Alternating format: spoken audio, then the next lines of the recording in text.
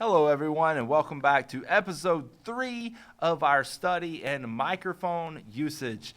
We've talked about how to pick the right microphone for the job, how to point it in the right direction, how to plug it into a preamp. Those are our main 3 things. At that point, you're going to start recording good, high-quality audio signal, hopefully.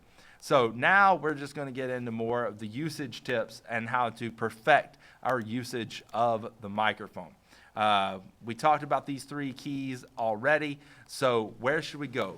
Rule number 1, use your ears. So many people read an article on the internet and go out and they're like, oh, this is the perfect way I need to mic, whatever, fill in the blank for you. And then they don't ever actually use their ears to hear how that sounds in your room. Use your ears. Get down around the source that you are miking. Where does it sound best? Where it sounds best to your ear is where it's going to sound best into the microphone. You can polish a piece of junk all that you want to, but at the end of the day, it's a piece of junk.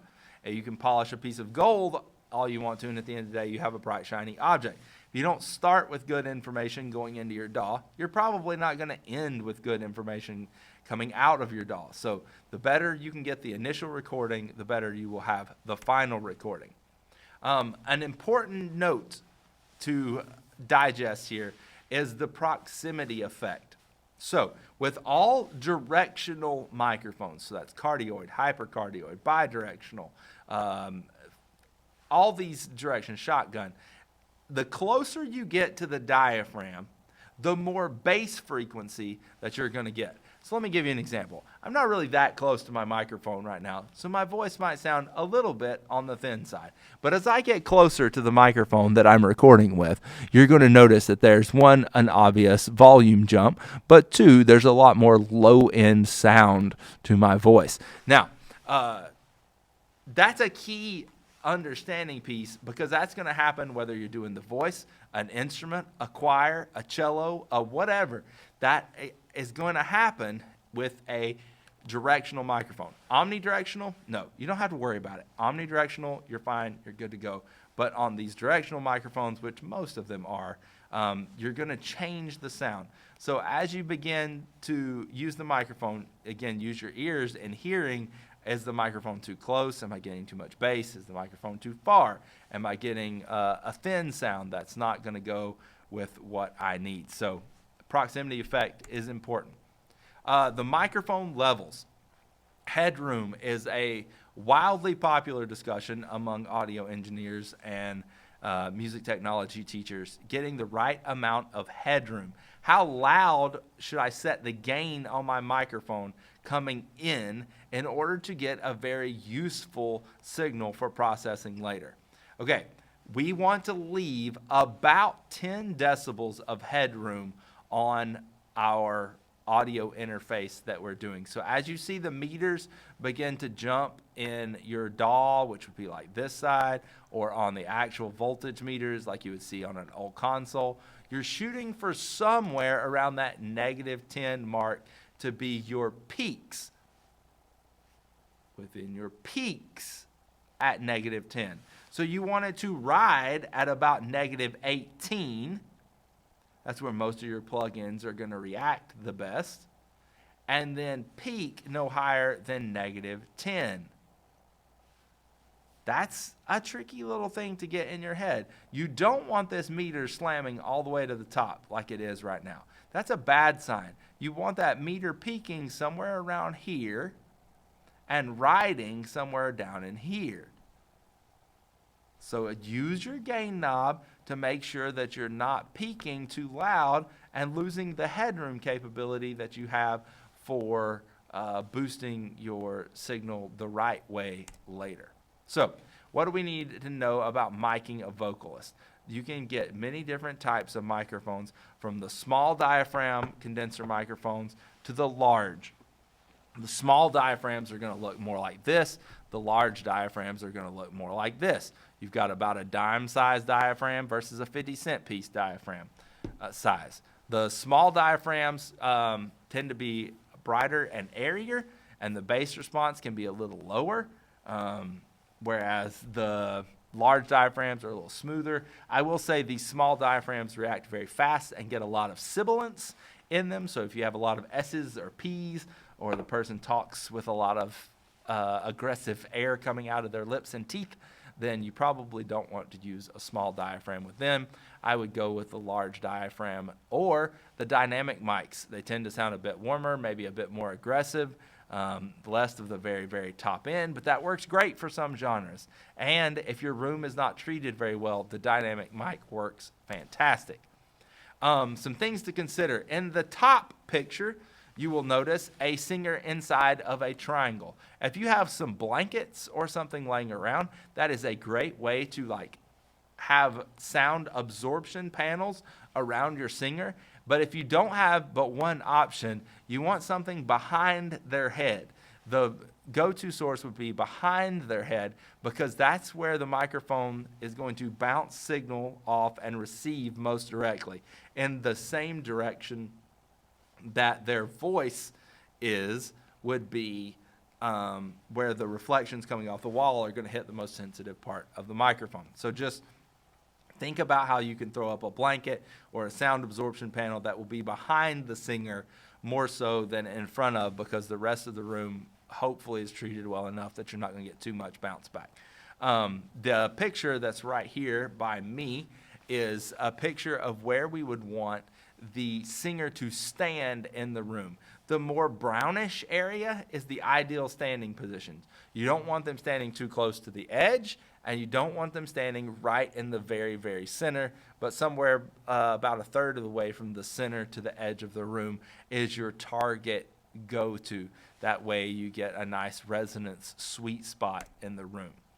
The height or the distance that you are from the microphone. You want to start out maybe at about 6 inches from the diaphragm of the mic. So you're not talking crazy far, just little over a hand width away from the microphone. That's going to be your starting point. If you go a little further away, you're going to get a little more open and airy sound. If you get closer, you're going to have to watch out for the proximity effect, but you're also going to get a warmer and more intimate sound.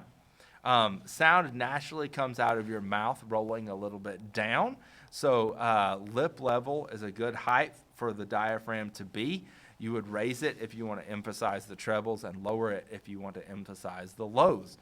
And the axis pointing the microphone straight at the singer is standard, but if you want to try reducing plosives or hard P's, B's, and S's from your sound, you can actually try angling the mic just a little bit so that the air doesn't hit the diaphragm right on, and that can help you remove some of that plosive sound just by changing the microphone angle from straight on to a little bit sideways, but still being within the polar pattern range of the microphone.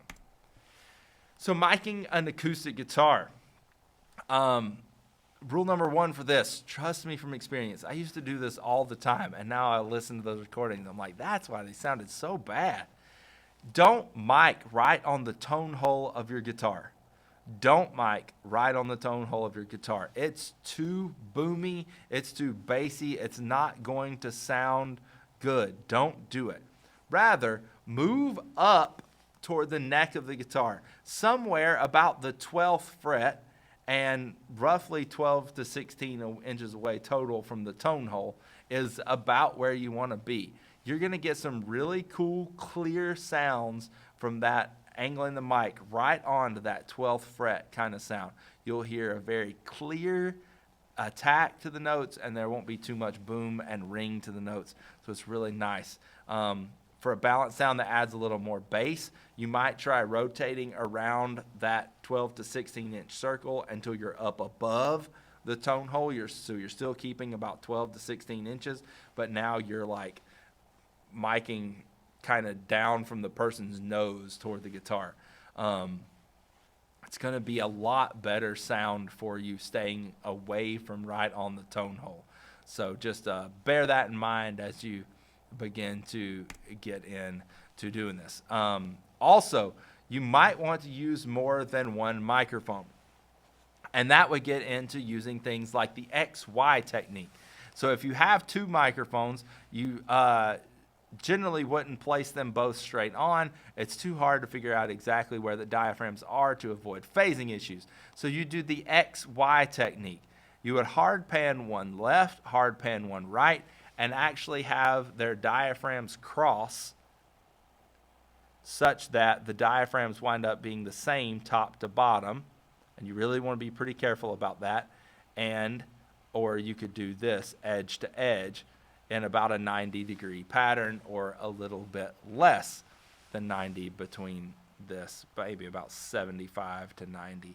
You're going to get a nice stereo field there and create a very big sound if you're doing that. You'll also notice you could take that idea and go from an XY pattern to an on top and up and down XY pattern. Or you could kind of take them and spread them apart and do one from the 16 inches to the left of the tone hole, 16 inches to the right, but they do need to be the same distance from the tone hole, because you're going to wind up with phasing issues if you're not careful, which is a big danger using two microphones. So those are some common things to know about having two microphones. If you want to mic a guitar amp, really popular to use an SM57, which is this, but it's got that little black piece of plastic on it, like you see in the picture there. You're going to want to go about an inch or less off of that, just about a hand width off the cloth. Get right up close, and you can go anywhere from the edge of the cone in the center of the speaker all the way to the edge of the speaker, but that's going to change the position of the sound. If you want a darker sound, you can move to the edge of the speaker. If you want a more MIDI heavy sound, you can move to the center of the speaker. Again, the proximity effect is coming into play here, so know that if you get past that 1 inch mark, you're going to start getting a little more bass in. If you go too far away, you're going to get a thinner sound. So the typical starting point for miking a cabinet would be halfway between the center and the edge of the speaker, and you can kind of shine your cell phone in there or feel edge to edge where that speaker starts and stops, and then find the center point and say somewhere in between the center and the edge, and then you can adjust either side, leaving just enough room, like I said, to get your pinky in between the microphone and the cloth. Another common thing to do with an electric guitar amp is actually to do a ribbon microphone and a dynamic microphone side by side. The thing here is to make sure that your diaphragms are the same distance away. So kind of judge inside the microphone, where does the diaphragm on the ribbon start? Where does the diaphragm on the dynamic start? Get them the same distance off that speaker, and then position them side to side as you want. Keep them as close as you can, though, to the same distance. And that's going to give you a really, really cool sounding, accurate guitar cabinet sound. I love it. So these are some cool ideas that hopefully you're going to find super useful. We just did the voice and the acoustic guitar and the electric guitar because those are probably some of the more common things you're going to see in your studios, but maybe later on we'll be able to talk about choirs and all the different setups and stuff that you could use for that. I hope you found this series on microphone usage really useful and helpful, and we'll see you next time for a whole new topic. Have a great day.